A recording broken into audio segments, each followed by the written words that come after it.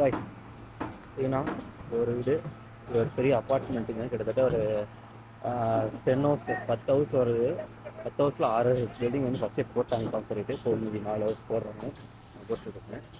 So இதோட வந்து 1 2 3 3 BHK with ஒரு கிச்சன்.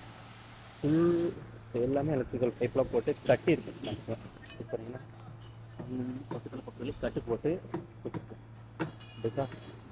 எதுவுமே ஆடி உருவிடக்கூடாதுன்னு சொல்லிட்டு.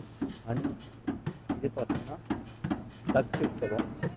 இங்கே இருக்கிற மொத்த கேபிளுமே வந்து கீழே எடுத்துட்டு போவோம். எல்லா பைப்புமே அந்த டக்கு தான் வரும்.